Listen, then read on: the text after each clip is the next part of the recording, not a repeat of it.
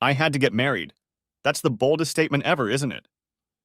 I suppose it takes two to tango, so I had to say that Maddie and I had to get married because otherwise it would have been a bit lonely standing there alone.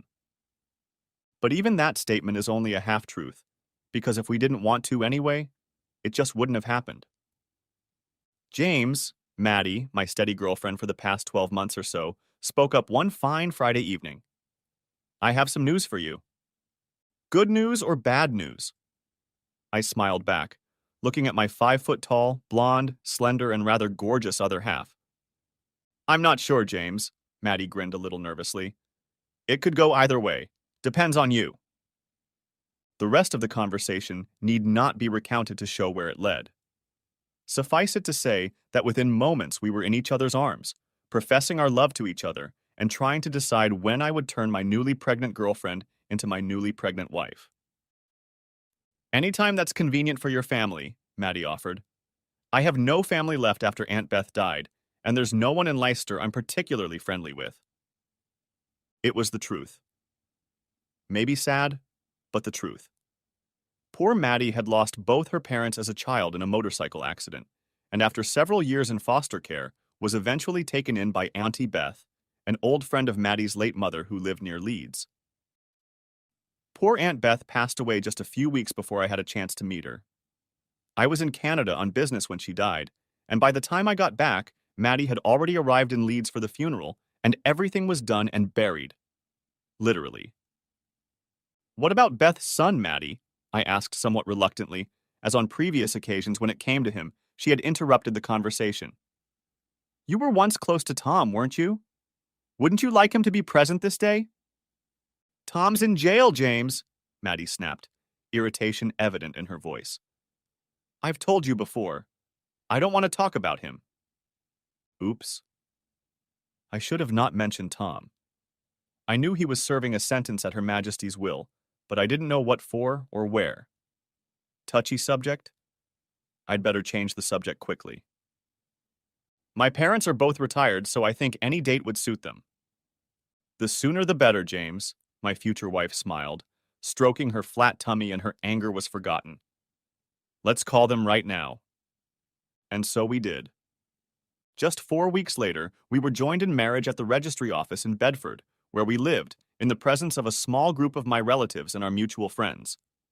We traveled to West Indies, where we had a wonderful honeymoon, but it was still a few weeks after we returned when Maddie's tummy began to show signs of our first child. Beth.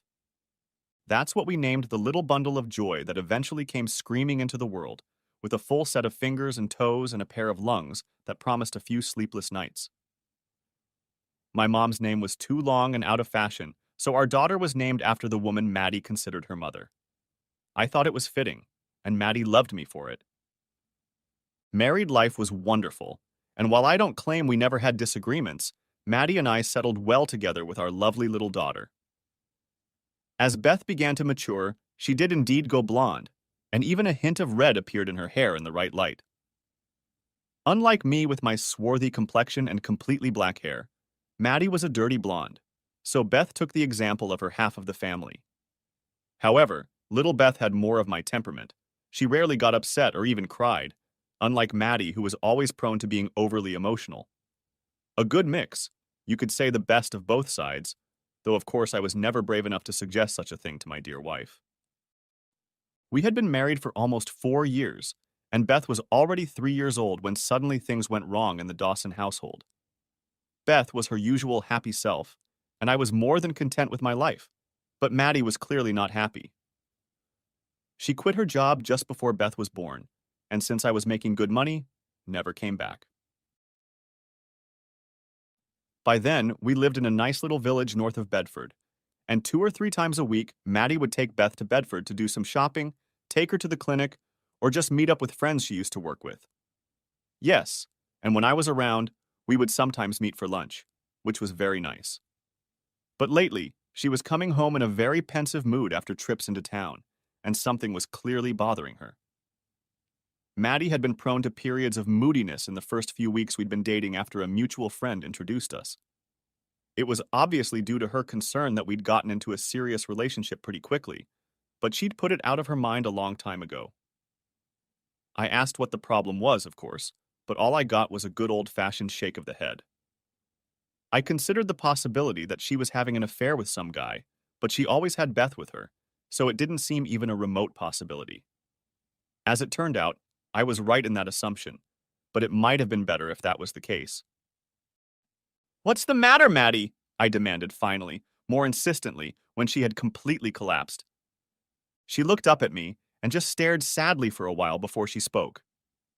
"I think I owe you an explanation, James. You're going to find out soon enough anyway, so I might as well get it over with."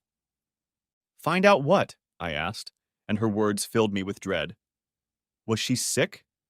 Was there something wrong with our beautiful daughter?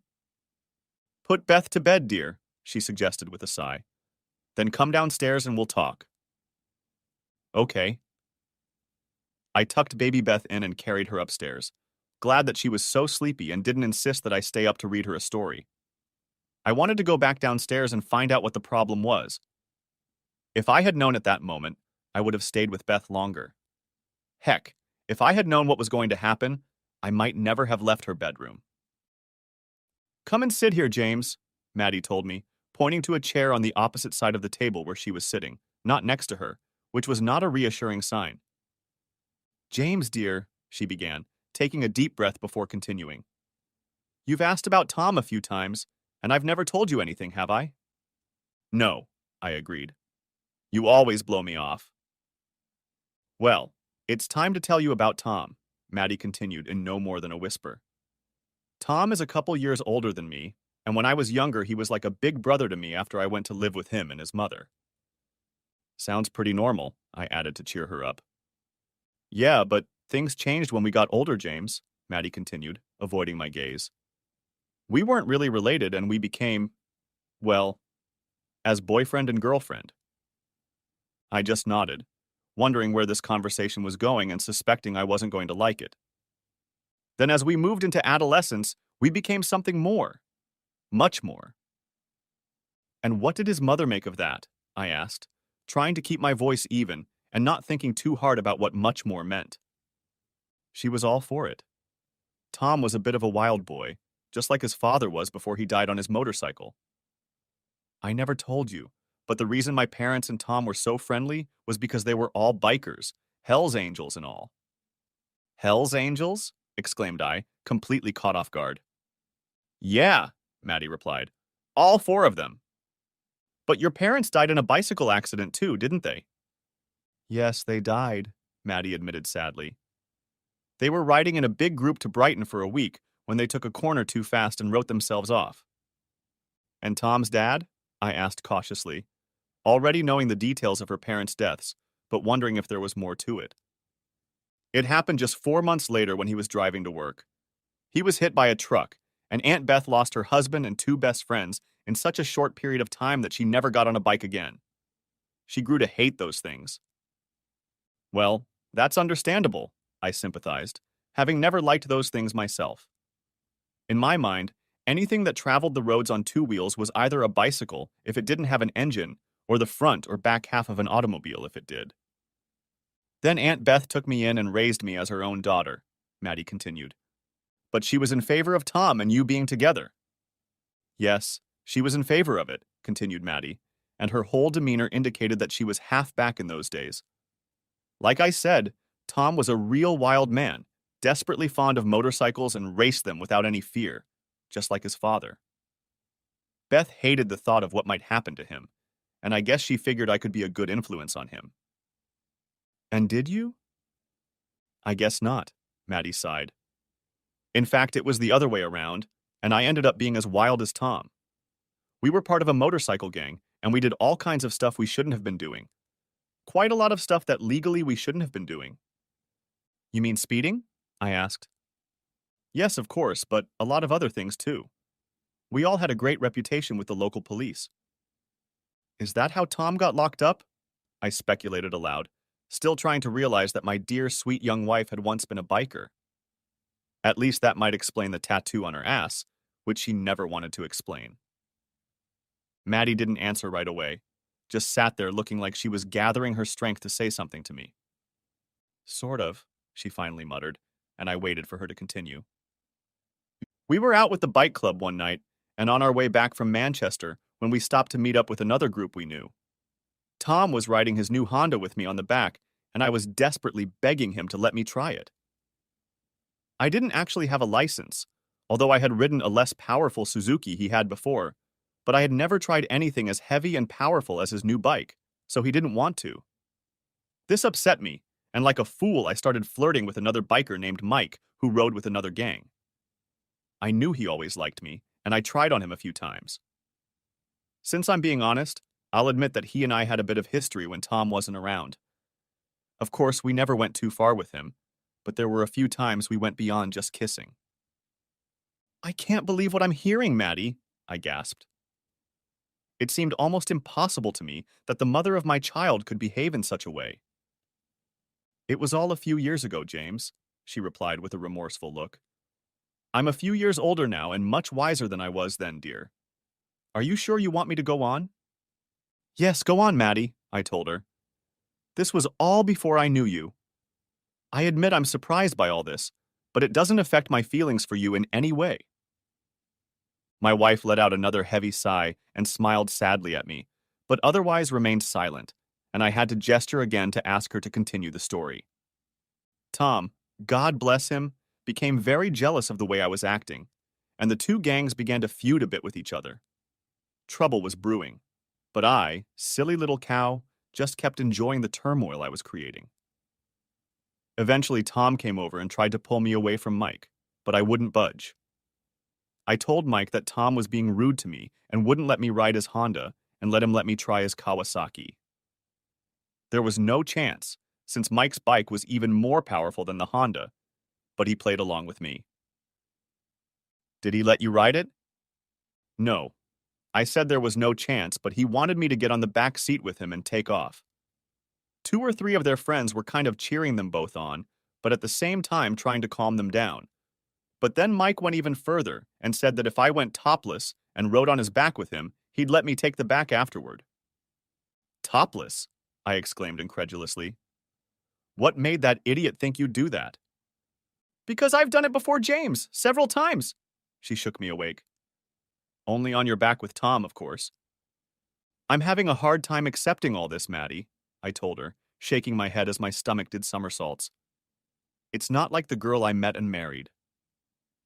I've told you before, James, I'm older and wiser now, but at the time it was, well, fun? I finished for her, to which she nodded and continued, trying to keep a smile on her face. Jesus, Maddie, I muttered. You were a real bitch back then, weren't you? I guess I was, she replied calmly. But you have to realize that in a crowd like that, guys are kings, and girls are treated almost like property, in public if not in private. When a girl got a chance to lord it over one of the guys, it was a real thrill. I suppose that's one reason why there were so many fights over women. So he let you try the Honda? I asked. However, that soon changed. Yes, she continued. I put on my jacket, kissed Mike on the cheek to annoy Tom, and then went with him to his Honda. He was really mad at me, but he kept his word, and in a few minutes I was driving slowly across the parking lot with Tom in the back seat. I loved it, and by then I think even Tom was starting to be okay with it, since I was doing so well. And then it all went to shit. What happened? Asked I impatiently. Apparently, I pissed Mike off and he, coming over on his Kawasaki, started edging me. Tom started getting angry and told me to stop, but of course I knew better and started going faster.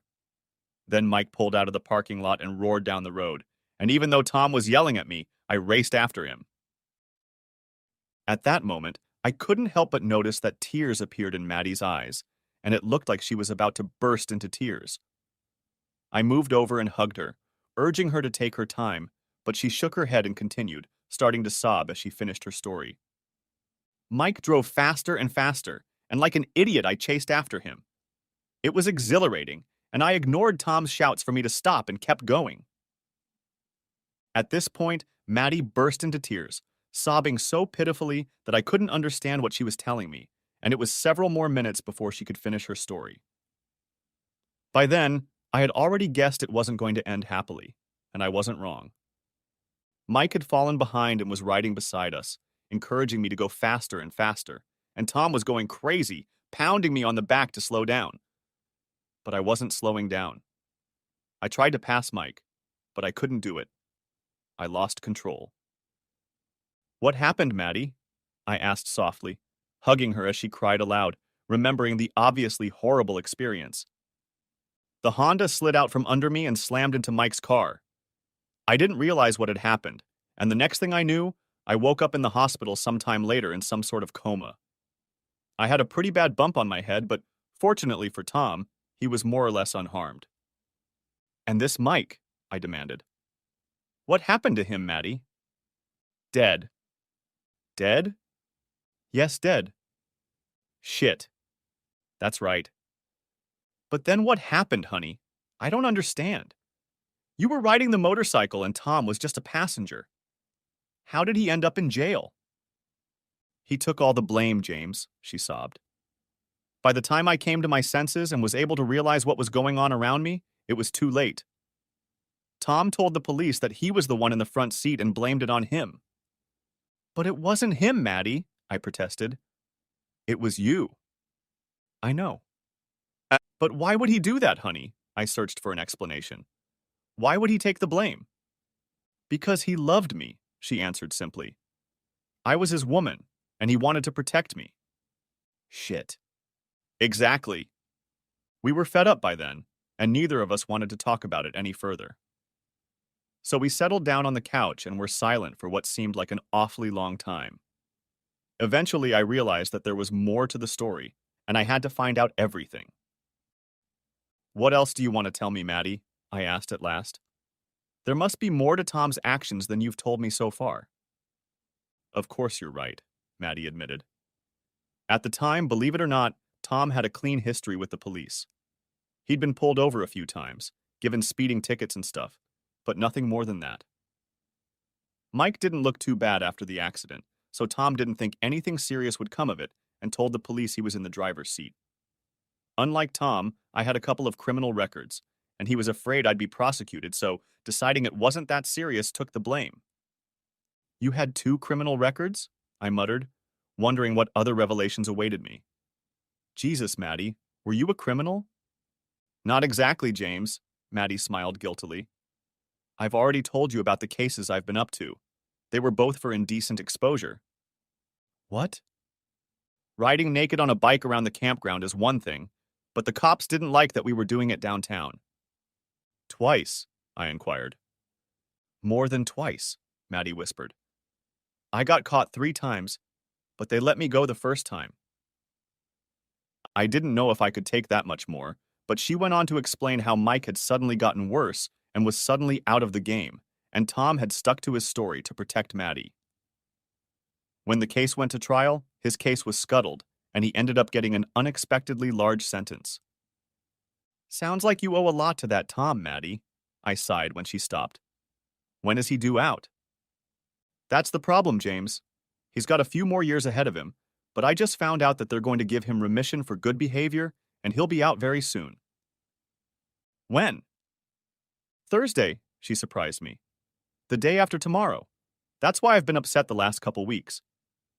Jesus, what a mess. I rested my head on my hands and thought for a while. Maddie really did owe a lot to this guy, and as much as I doubted it, I knew I couldn't just ask her to dump him after what he'd done for her. I didn't like it one bit, but she was my wife. I loved her, and I knew what had to be done. Poor bastard. While he was in jail for something he didn't even do, his mother died, and his girlfriend married someone else. I guess he's got nowhere to go when he gets out, doesn't he? I asked, silently praying that my assumption wouldn't turn out to be correct. Not really, she disappointed me. His mom's house is only rented, and he's lost touch with his old friends in Leeds. Wait a minute. I've missed something. How do you know that, Maddie? I asked her. How do you know so much about him if he's in prison somewhere up north? He's not up north, James, Maddie replied so quietly I barely heard her. He was, but he got into fights there and was transferred. To where? I asked, already knowing what the answer would be before the words even left my mouth. To Bedford, she muttered. Right here, to Bedford Prison. What a bloody coincidence, I remarked sarcastically. I'm sorry, James, darling. I know I should have told you a long time ago, but I kept avoiding it, and it was getting harder and harder for me to tell you. I felt trapped and didn't know how to get out of it. So you went to Bedford often to visit him? Not all the time, but... She shrugged but didn't finish. The tears were still slowly rolling down her cheek, and we stood looking at each other, wondering what to say next. I moved here to be near him, James. I thought it would work out, but I didn't count on meeting anyone else, honey. I didn't expect to meet you. I just didn't allow myself to think that I would fall in love with another man. What are we going to do now, Maddie? I don't know, James. Like I said, I knew what I had to do. I didn't even know the guy, but Maddie owed him a great debt of gratitude, and she was my wife. Time to show some generosity. Look, Maddie, I began. I don't like the idea, but I suppose he could come and stay here for a few days. Just long enough for him to find a place of his own. Perhaps we could help him with a few shillings to get him started. I can't, James. Why not? I asked, feeling somewhat relieved that she didn't think it was a good idea. I don't think it would suit him, James. Why the hell not? I growled, thinking my suggestion was pretty damn understandable under the circumstances. He doesn't know about you, James. He doesn't know? Tom doesn't know I'm married, James. I'm sorry, darling, but I never had the courage to tell him that, and he still thinks I'm waiting for him to leave. I've ruined everything, haven't I? Oh, shit. Exactly. Next chapter. The rest of the evening passed like a nightmare. We skirted around each other, trying to figure out in our own brains what to do. When we eventually spoke again, I tried to let her know that next time she would have to tell Tom the truth, because the longer she put it off, the harder it would be.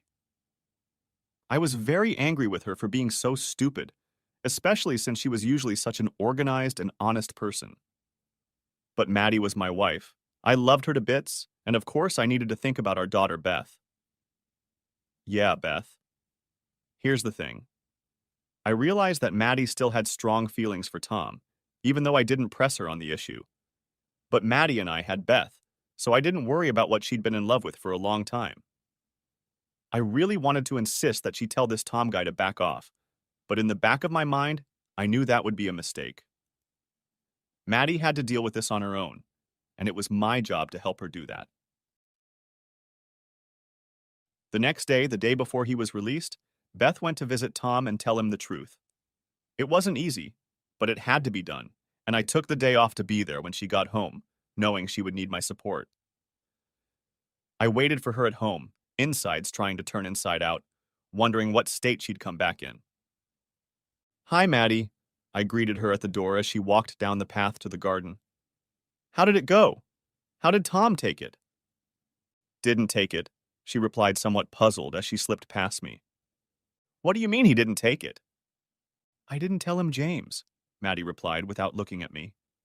He was so excited, like it was the best day of his life. I just couldn't do it, James. I just couldn't break his heart when he was so happy. For God's sake, Maddie, I began angrily. Do you think he'll feel better tomorrow? You think he'll be less upset? Grow up, you stupid woman. I'm not going to tell him that tomorrow, Tom, Maddie blurted out. I've made my decision, James, and I'm sorry, but I'm going to give him a few days of happiness before I destroy him. It's the least I owe him, James, whatever it costs me. I stood with my mouth open as the meaning of what my wife had said reached me. A few days of happiness? Anxiously I asked. Yes, James, she replied, finally lifting her head with a determined expression on her face. I've booked a hotel room in town for tomorrow night, and I intend to repay Tom for what he's done for me. No way, Maddie, I shouted at her. If you think I'm going to stand by while another man entertains my wife, you have another thing to think about. Jesus, woman, I know you owe him, but this is ridiculous. You can't stop me, James, she screamed back. It's my decision, my body, and I'm going to do what I know how to do. I owe him so much, James. Please try to understand. I do understand. You're going to let another man entertain you. It's not going to happen, Maddie. It's just not going to happen. I've already made up my mind, James. No way in hell, Maddie. I'll do it, James, darling. Please, why can't you understand? Then I might not be here when you get home, Maddie, I threatened. If you let him entertain you even once, our marriage will go down the drain. I was hoping you'd be more understanding, James, she started to plead with me. You know the situation I'm in, and I have to do this. Please, James, try to understand. There's nothing to understand, I exclaimed angrily. Then there's nothing to talk about, she shouted back. Damn you, James, why can't you understand? I'm not taking anything away from you. Damn you to hell. You do that and we're finished. Screw you, you miserable bastard, she finished, and ran out of the room, slamming the door behind her and leaving me standing there bewildered. And that was it. I tried to talk to her later that night, but when it became clear that there was no way I was giving in, she just shut my mouth. I wanted to strangle that stupid cow, and I couldn't believe she couldn't see what she was doing to our relationship. What about Beth? Oh God, what about poor Beth, whose life is about to be torn apart? I got up pretty early, slept in the spare bedroom, got Beth up and dressed, and made her breakfast. I wasn't going to stick around and watch Maddie go off to commit an act of adultery, and I planned to take Maddie with me for the day so we wouldn't be there. Another day off work, but what the hell? See you tomorrow, James, Maddie muttered, kissing and fussing around Beth as I was about to leave. Maybe not, I grudgingly muttered, pushing her away when she tried to kiss me too. Please don't be like this, James, she sobbed. It's going to be okay, honey, I promise you. It's not going to be okay, Maddie. Please change your mind. What happened to Mommy? Intervened Beth as her mother began to cry. She's just being silly, honey, I replied, scooped her up in my arms, and without another word, ran out the door. All in all, the day spent with Beth wasn't too bad. It started with a trip to the zoo in Whipsnade and ended quite predictably at McDonald's. I decided that I really should spend more time walking with my daughter, although the prospect of doing it on my own in the future didn't really appeal to me. I really tried, to understand how Maddie felt about this problem and could understand how hard it was for her. However, no matter how hard I tried, I couldn't agree with her actions. I then tried to put myself in Tom's shoes and found myself struggling here as well. The poor guy went to jail for loving a woman, and what did the cow do to him? Damn it, what a nuisance. When is Mommy coming home, Daddy? Asked my little daughter when we got home. She's gone out for the night, honey, I told her, trying to sound lighthearted. She'll be back soon. Who did she leave with, Daddy? Just with a friend, I replied, not wanting to spread the word. Is it Tom? She then shocked me, never having considered the possibility that my daughter might know something about him. How do you know about Tom? I asked nervously. Mom and I visit him, Dad, when we go to Bedford. It's not very nice there, but Mom says he can't live with us because the people there say he should stay where he is. I looked at my little daughter in bewilderment. What a bitch my loving wife had turned out to be behind my back. Not only had she deceived Tom and me, she'd taken our daughter to see that bastard in that damn prison. I began to wonder if I even knew my wife. Mommy said Tom will be out soon, Daddy, Beth continued. What does that mean? It means he won't have to live in that disgusting place anymore, honey, I told her without hesitation. Oh, good, she replied. He's really nice, Tom. Will he be able to come and live with us then? I don't think so, Beth, I replied sadly. I just don't think it's possible. That night was awful, and I just didn't want to put my daughter to bed. It was one of those rare occasions when she had to tell me she was tired and wanted to go to bed.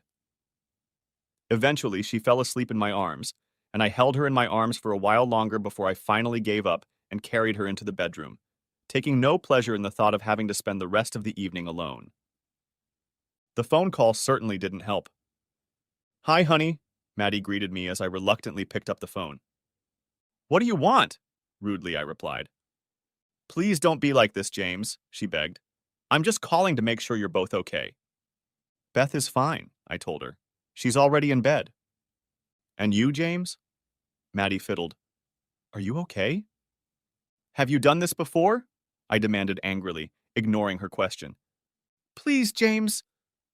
Has he entertained you yet? I repeated even louder, interrupting her.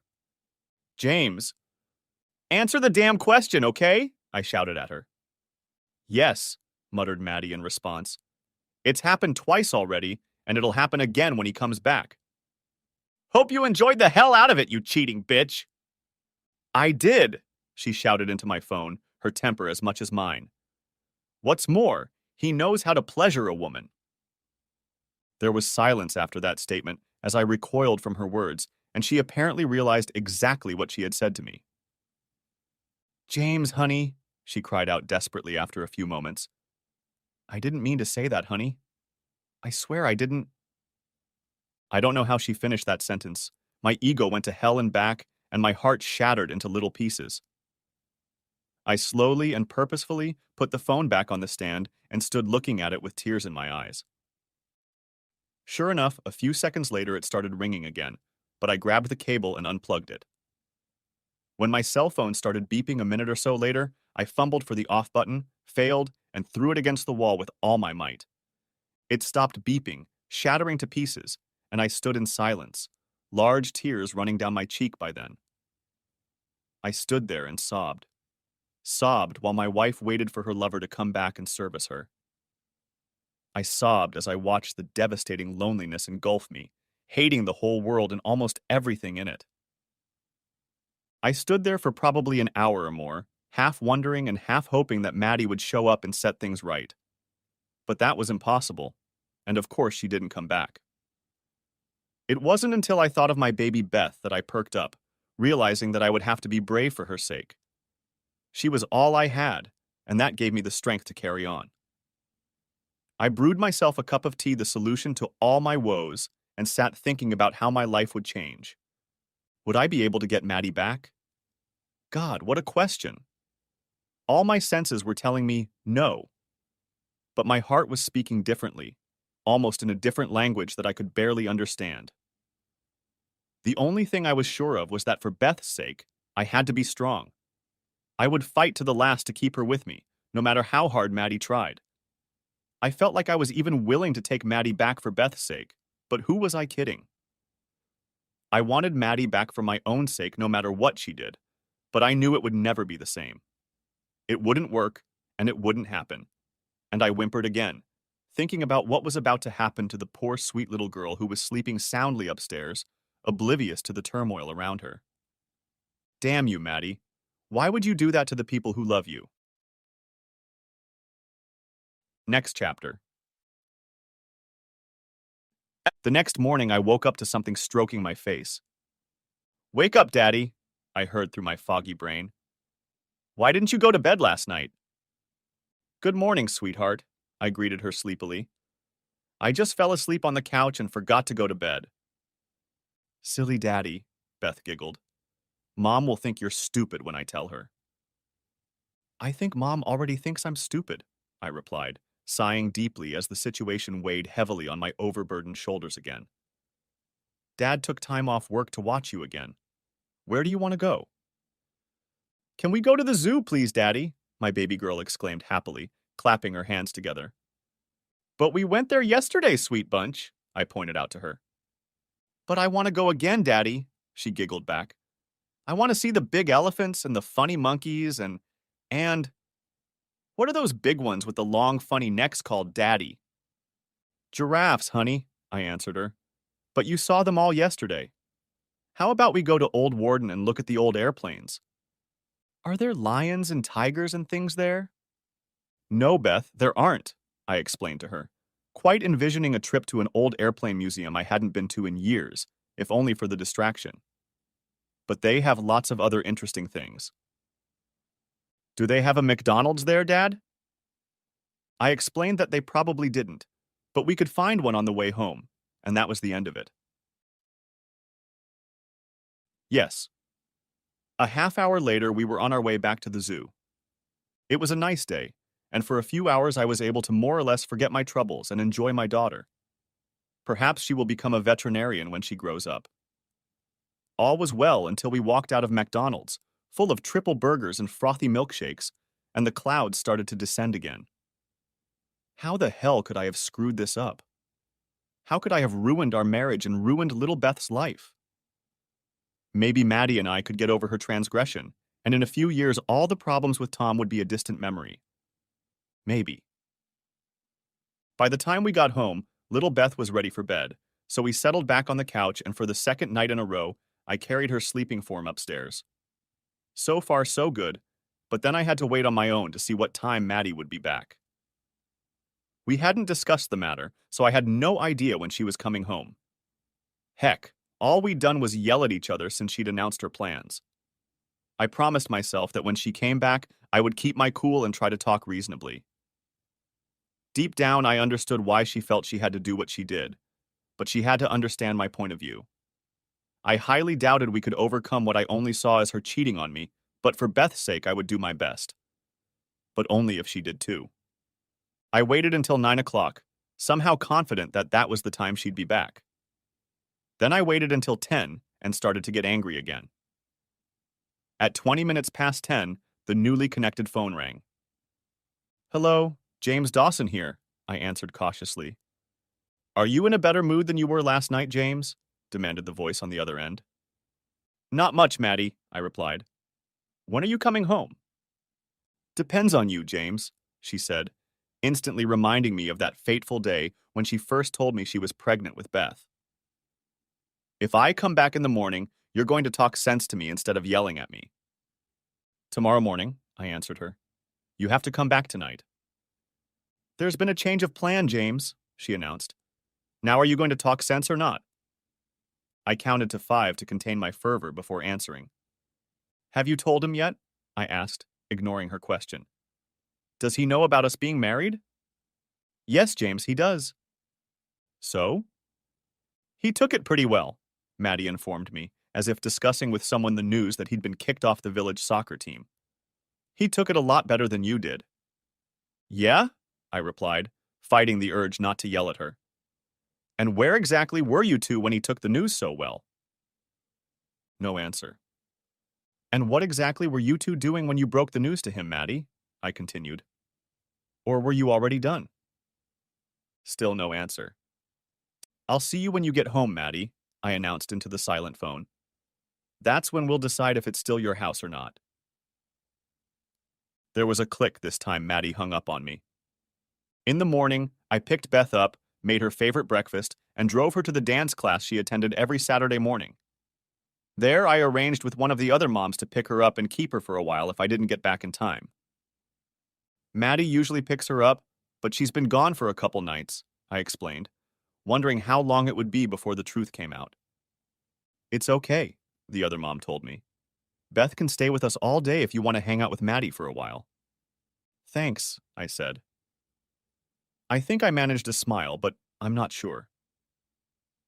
15 minutes later, I walked back to our house, and my heart raced when I saw that Maddie's car was already parked in the usual spot outside the house. This wasn't how I wanted it to be, but hell, who cares? "Where's Beth?"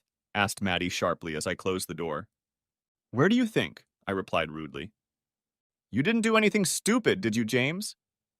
She practically accused me. Matt, depends on whether or not it's stupid to take her to dance lessons." Oh yeah. Sorry, I forgot," Maddie muttered embarrassedly. "Okay, round 1 was on me, but there was a long way to go." "Look, James," she began again. "Tom has been really good about this whole mess and made me realize that I'm not being very fair to you. If we just sit down and talk things through, we both think we can come to something that will make all 3 of us happy." "I assume you mean all 4 of us, Maddie," I clarified. "Aren't you forgetting Beth?" "Yes, of course, James," Maddie hastened to reply. "Of course, I mean all 4 of them." So, round 2 for me as well. I was gaining points, but the future didn't look too bright. I gestured for her to continue. "The thing is, James, I do love you and always will. But now that Tom is back, things have changed, haven't they?" "How so?" "I don't think I've stopped loving him, James," my wife explained to me. "I'm sorry, James, but I love 2 men." The problem is, I decided to remind her. The other can give you pleasure. "James," she shrieked. "I didn't mean to say that. I got angry and lost my temper, and frankly, I didn't want to say it.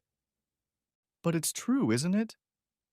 So what? Sobbed Maddie. What difference does it make? I've never complained about your performance, and I never will. Damn right you never have, I objected to her. You never will because you'll never have the opportunity to compare us again.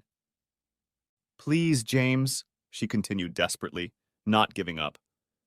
Please, at least listen to what Tom and I have come up with. Please listen, James. I shrugged, half agreeing to listen, and in a more confident voice she continued. We, meaning Tom and I, decided that we could come to an agreement between us. I could continue to live here with you and Beth, so we could be like a little family, and Tom would get an apartment or something nearby. So you could visit him, I suppose? I asked incredulously. Sid. Yeah, sure, but I'd spend most nights here with you, James. But half the nights with him. Half the nights wouldn't be either, Maddie muttered, realizing that things weren't going so well. Randa, do you really think I'm going to agree to that, Maddie? I asked quietly. You get the best of both worlds.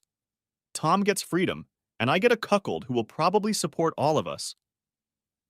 I guess not, she whispered. Not when you put it that way. Tell you what, Maddie, I began to suggest. You call Tom right now and tell him to get the hell back to Leeds, and I repeat, I might take you back. I don't think that's a very promising offer, James, Maddie replied sadly. It's the best I can do, Maddie, I told her firmly, still not sure I wanted her to say yes. I guess I'll have to decline then. Close the door behind you when you leave, okay? I thought, and that was the end of it. What about Beth? Asked Maddie. She'll have to live with me and Tom. Over my dead body only, Maddie, I replied angrily. I'll do anything to make sure that doesn't happen. We'll see, James, Maddie smiled at me. If you think you can hold on to Beth, you're in for some surprises. Back off, Maddie, I hissed angrily at her. Go back to your jailbird lover. No court in the world is going to give you custody while you're with that loser. Maddie didn't say anything else, just got up, walked out, and left. Yeah, and she slammed the front door, actually almost took it off its hinges. That's a one-way street, isn't it? I didn't think so. In fact, I had a horrible suspicion that the game had only just begun. For the next 4 or 5 days, I heard nothing from them. It was as if I were sitting in the trenches during World War I, waiting for the next volley or major attack to catch up with me. I did take the opportunity to go to an appointment with Tim, my buddy who was also my lawyer, but I left there with absolute certainty that any court in the world would award me custody of Beth a little shaky. 50-50, he advised me mournfully. If she can prove she's in a stable relationship, the court might side with her. But he's a goddamn jailer, I tried to object. He bloody killed someone. That wasn't true, of course, but even Tim didn't know that. He killed someone in an accident, James, my friend informed me. He's paid his price to society and has the same rights as everyone else. How does he look? Doesn't he look a little dubious or something? Is there anything we can use against him? I have no idea, I had to admit. I've never met him, and I've never seen him. Maybe you should talk to James. All this time, I'd been killing Beth with kindness and attention, coming up with various excuses as to why her favorite mommy hadn't come to see her.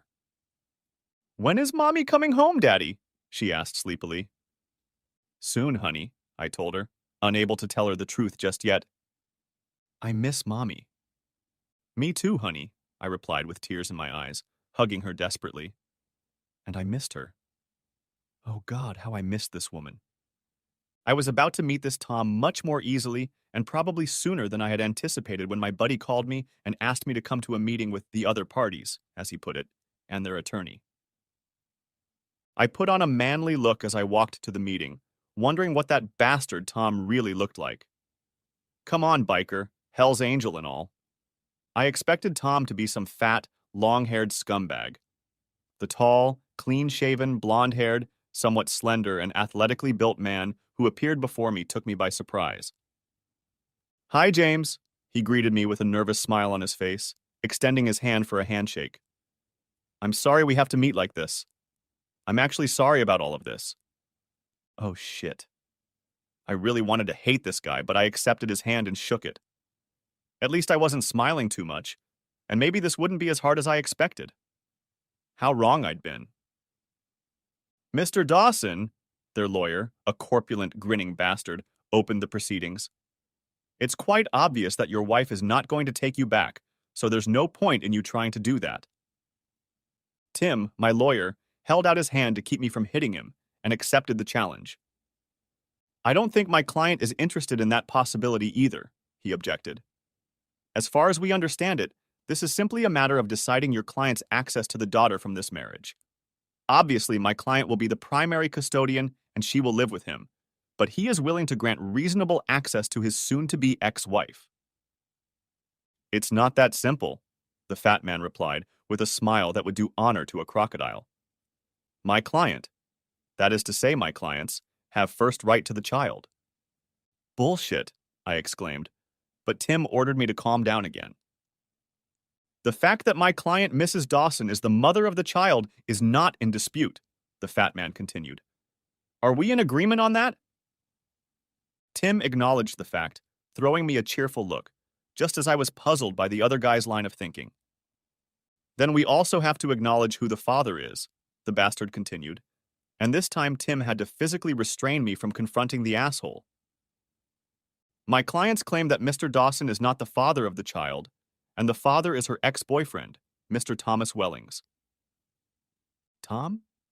Tom is Beth's father? What the hell kind of nonsense is that? I was so shocked that I just sat there with my mouth open.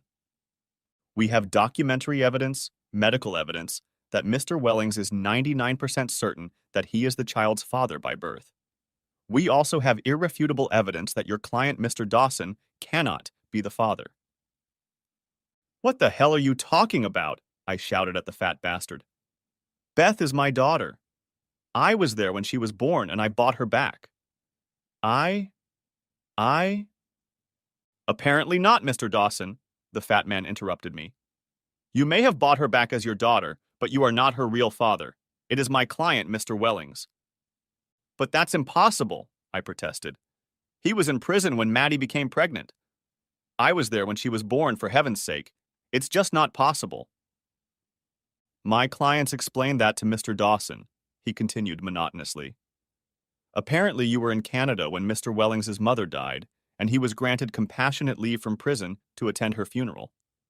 My client, Mrs. Dawson, then Miss Jones, also attended the funeral, and they, well, let's just say they had the opportunity to get reacquainted. I felt the room begin to spin as I took in what he was telling me. I couldn't believe it, but deep down I knew it was possible. I was swarthy and generally stocky. Beth grew tall, slender, and blonde, just like her father. Oh shit. As the room swirled around me, Maddie burst into tears and ran out of the room. Tom got up to follow her, but hesitated. I'm sorry, James, he said to me. I swear to you, Maddie had no idea you weren't Beth's father until she started growing up and looked like me. That excuses her? I shouted at him. Does that make it acceptable to have fun with you when she was actually engaged to me? No, he agreed quietly, shaking his head. Maddie has no excuse for her behavior, but I love her, always have, and, oh shit, James, I'm so sorry. With those words, he turned on his heels and followed Maddie out of the office. Well, Mr. Dawson, the fat lawyer spoke again. Can we make a deal? I'm having a busy day, so if we could come to some acceptable terms, perhaps. Before I could react, Tim jumped to his feet and yelled at the other attorney. Shut up, you miserable bastard. One more word and I swear I'll ram your nose through the other side of your face myself. Not very professional, the fat man remarked snidely, but stood up, gathered his papers, and hurried out of the office. You'll be hearing more about me. Sorry, James, sighed my buddy, my personal legal eagle, as he walked away. I didn't expect that. No, neither did I. My story doesn't end there, but it might be worth mentioning that the sight of Maddie's back as she ran out of the office was the last time I looked at her. Had I known that then, perhaps my actions over the next period of time might have been different. But on reflection, Perhaps not. Tim phoned his secretary and told her to cancel all business for the rest of the day, and despite her protests, he took me under his arm and practically dragged me in a daze to the nearest pub. There, the two of us drank the first 3 pints in the time it took to order them, and within the next hour, somewhat mysteriously, 5 or 6 of my best buddies showed up to help me drink myself into unconsciousness. I don't remember the end of the evening or leaving, nor can I remember the next day, as the first coherent thought came to me the next morning. I woke up in a strange bed with a strange woman. I never realized what the arrangement was, but if anyone was paying her, it certainly wasn't me. Anyway, the girl disappeared, and I never saw her again. I'm not going to pretend that a black cloud has descended on me and I've withdrawn from the world. I'm the kind of person who thinks his glass is half full, not half empty, and with that positive attitude, I set out to organize my life. Okay, there was a black cloud, of course, but I tried my best. I met everyone who came my way, pretty or not, but most often I came across women with children, single mothers, or divorced. As you can imagine, this made me quite popular, and I got my just rewards quite often. But the only one of them I developed feelings for dumped me when she accused me of only needing me for my daughter. That's right. I was trying, perhaps overzealously, to replace my daughter Beth. I was trying to find a partner to replace Beth. Crazy? Yes, I know, but that's what it was. Eventually, I realized my problem and tried to work it out. It cut down on the number of women I dated, but there was nothing wrong with that. What about Beth herself, you might reasonably ask? Yes, I insisted on having access to her, even though there was no blood connection between us. But it was a bloody disaster. Maddie and Tom moved back to Leeds, and I had to come down one day for a week to visit her. Neither Maddie nor Tom minded, to be honest, and indeed did everything they could to make the trip easier for me. It was Tom I talked to every time I called, and it was Tom who met me when I came to pick up Beth, and Maddie, perhaps wisely, made sure I couldn't meet her. But it didn't go very well. Poor Beth was just confused and spent all day trying to talk me into coming and living with them, not realizing at her tender age how unlikely it was that it would ever happen. She went on and on about it, unable to accept that Daddy didn't love Mommy anymore, constantly telling me how good Papa Tom was and how happy I would be. When I took her back, she started crying when she realized I was going to keep her and clung to me, screaming out words and throwing tantrums. Eventually, Tom had to pull her off me and hold her in his arms as I ran out of the house, my tears matching poor Beth's. It was awful and broke my heart again, perhaps even more than before. It was the worst decision I had ever made in my life, but I vowed from that moment on that I would not visit her again. I couldn't put little Beth through that kind of suffering again, and I didn't think I could take it. When I told Tom about my decision, he tried to talk me out of it, saying that they would do everything they could to make it less traumatic next time, but deep down, we both knew it had to be for the best. In the end, we agreed that I would give her 6 months to give Beth time to settle into her new life, and then we would see. We agreed, but we both knew what that really meant, which was that for her sake, I would no longer be involved in her life. Maybe when she grows up, I promised myself. Maybe when she graduated high school or something. I promised myself all sorts of things, but in reality, I was once again completely on my own, and the memories of my wife and daughter were just memories. I will be forever grateful that I was not suicidal. Life went on as it usually does, and my painful memories faded somewhat. Time, they say, is a wonderful medicine, but I can assure you that it is not a miracle cure. It takes work, and I worked at it, carving out a new life for myself. When the first Christmas came, I couldn't let it go by without doing something. I went and bought a gift for Beth and sent it off, not knowing how to sign it or say who it was from, not wanting to renew old heartache. I was quite surprised when I received a letter from Leeds the week after Christmas. Yes, Beth had written me a little letter thanking me and telling me something about her life. Obviously, some adult had helped her, and I was pretty sure it was Tom, not my ex-wife. I wondered if she even knew the letter had been sent, but I didn't let myself dwell on that possibility. In the letter, she referred to me as Papa James. I know this meant that I had been demoted and that Daddy was undoubtedly now Tom, but it actually cheered me up a lot. I was sure that Beth had two parents who loved her, and that I had a name by which she would probably always remember me. Daddy James. I continued to send her gifts for every birthday and Christmas, continued to receive thank you letters from her and pictures, proudly noting how her handwriting had improved over the next couple years or so. Often Tom would send a little note to tell me how well she was doing in school or dance class or something, but never once did he mention that I should visit her again. I guess I had secret hopes that we'd meet again soon. But a year or so later, Beth mentioned her little brother in one of her letters, and I realized I'd better not drag this out. Tom and Maddie had two children, and I didn't become part of that family. Next chapter. Not surprisingly, my buddy Tim's wife had a friend. Well, sure, she had lots of friends, but you know what I mean. Her name was Sally. She was a lawyer, a couple years younger than me, dark-haired and slender, with the most fantastic pair of legs I'd ever seen. The fact that I'm mentioning her here at all, obviously, meant that Sally had become something special. Our interests aligned to such an extent that it seemed as if we'd always been meant for each other.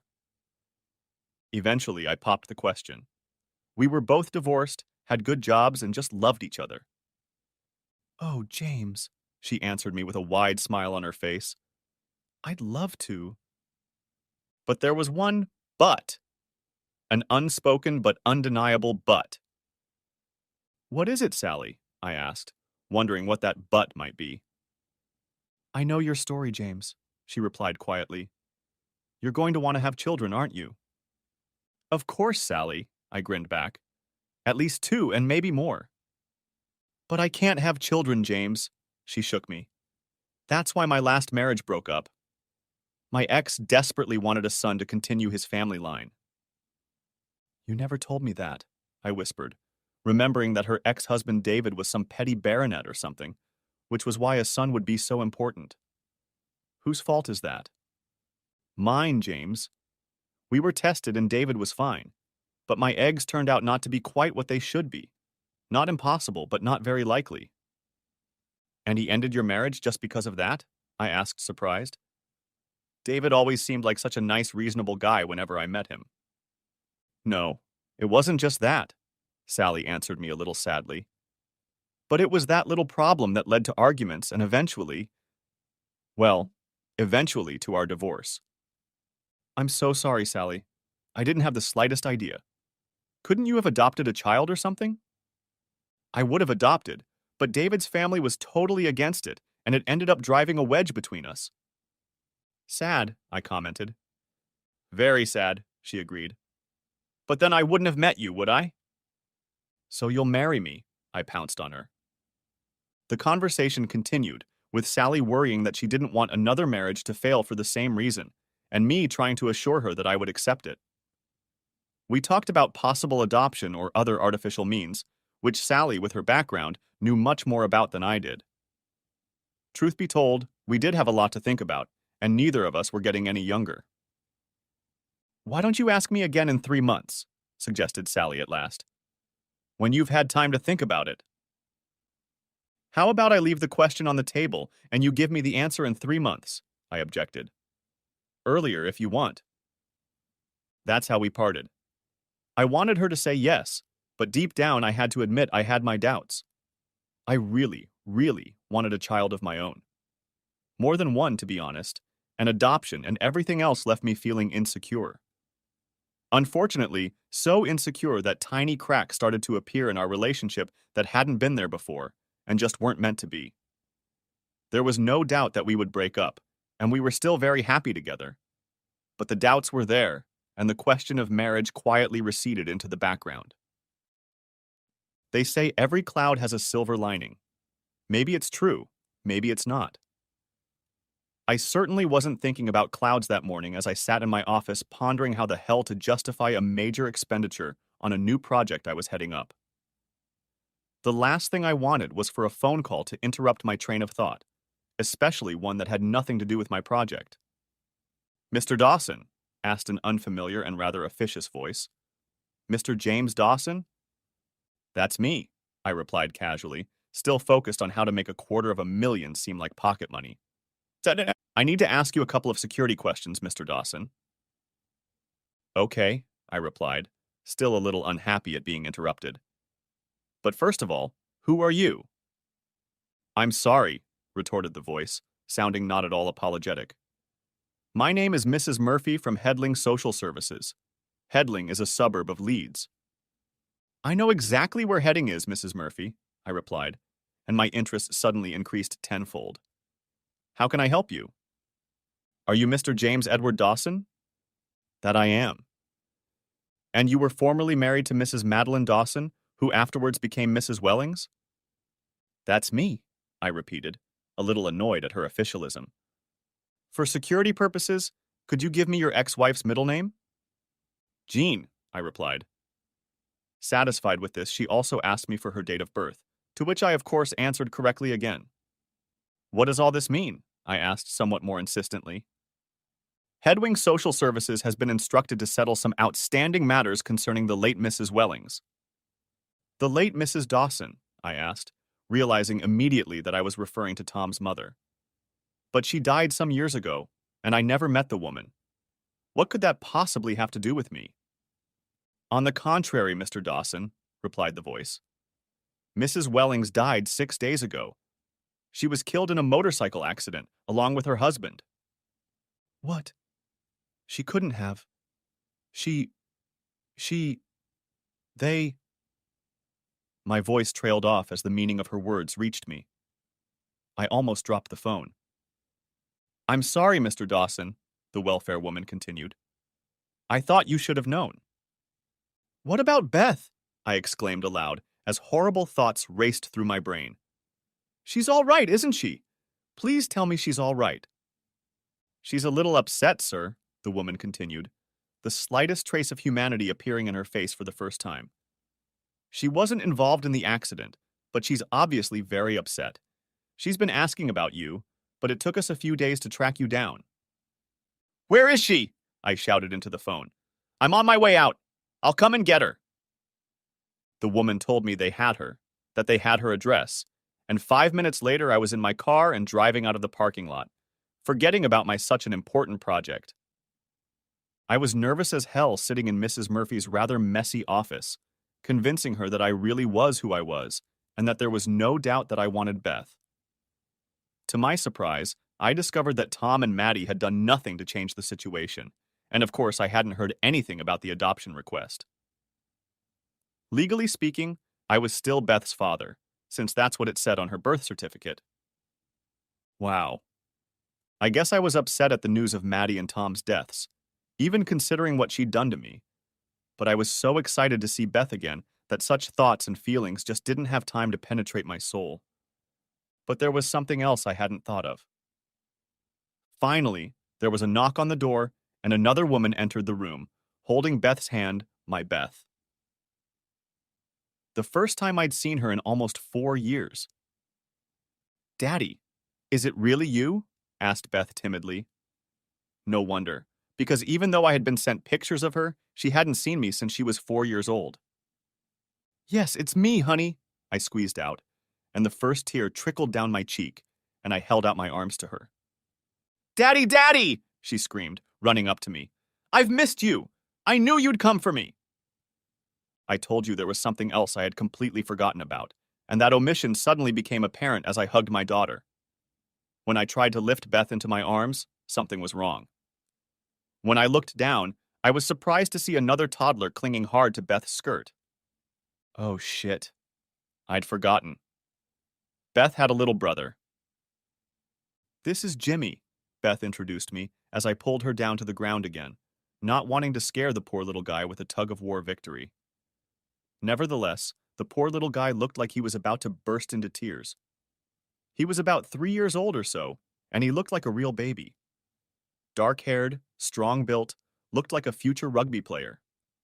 He was clearly scared to death, but he held himself manfully, not knowing what the future held for him. Hi, Jimmy, I smiled encouragingly at him, but he still looked around just as uncertainly. It's Papa James, Jimmy, Beth encouraged her little brother. Say hi. Papa James, who is your real daddy? He asked Beth, keeping his eyes on me. Yes, Jimmy, she told him. Mommy and Daddy always told us how good he was, and now he's going to be our daddy and take us in with him. Mrs. Murphy opened her mouth to speak, no doubt wanting to correct that innocent statement since nothing had been discussed regarding Jimmy. But I raised my hand to stop her, and she had the good sense to remain silent. My mommy and daddy went to heaven, muttered little Jimmy. Aren't you going to be our new daddy? How old are you, Jimmy? I asked, looking at the little guy, and a thought suddenly occurred to me. Free, he told me. Free and... At this point, he turned to his big sister for help. He's 3 and 4 months old, Beth finished for him. His birthday is November 7th. Gee, I exclaimed as the truth became clear. The math turned out not to be difficult at all. 3 years and 4 months plus another 9 months, and that put us back to mid-October. Yes, a month before Tom was released from prison, about 4 years ago. Combined with Jimmy's build and complexion, I had no doubt. Jimmy was my son. For heaven's sake, they must have known that and even named him Jimmy after me. No wonder Maddie wasn't there the one and only time I visited, for by then she should have shown herself by now. Come and give your daddy a hug, kiddo, I grinned, feeling warmth spill over me. He hesitated for a moment and jumped into my arms. Beth followed, and the three of us hugged and cried, oblivious to those around us. After that, it was business as usual. I had the legal right to pick up Beth, and it only took 10 minutes in front of a hastily found judge to get the right to pick up Jimmy as well. Of course, I'd have to do the paperwork later, but I knew a lady legal counselor who I hoped would be happy to help me with that. This is my friend Sally, I introduced my 2 new charges the next day, noticing that her eyes had already clouded over. Are you going to be our new mom? Asked little Jimmy. Hush, Jimmy, admonished Beth to her brother. Daddy said this woman is a friend of his. Sally stared at them for a few moments before saying something, and I held my breath. It's okay, Beth, she finally managed to mumble as her tears rolled down. If your daddy still wants me, I think you two are the answer to our prayers, and I'd love to be your new mom. The offer was still on the table, and the 3 months hadn't expired yet, so you can guess how it ended, can't you? Sally and I took them both for a walk that day, and we held hands, ran together, played together, laughed together, and watched together. Yes, that's right. We went to the damn zoo again. Of course, there were hard times in the months and years that followed, as my kids reminisced about Tom and Maddie being their parents. But time does heal, and those times passed as our children grew up, and Sally and I began to age happily together. Beth became a veterinarian, is happily married to a young civil engineer, and we are looking forward to having our first grandchildren. Jimmy has joined the Royal Air Force and has just received his wings. I wonder if his love of airplanes stems from the number of times we dragged each other to Old Warden to see the museum there. The end. Thanks for watching, I hope you enjoyed it. So subscribe to my channel and watch the next video.